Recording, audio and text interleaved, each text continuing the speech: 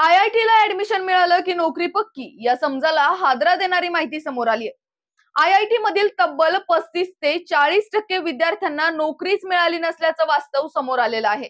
IIT मधून pass झालेल्या तब्बल 35 ते 40% विद्यार्थ्यांचे प्लेसमेंट झालेले नाहीये.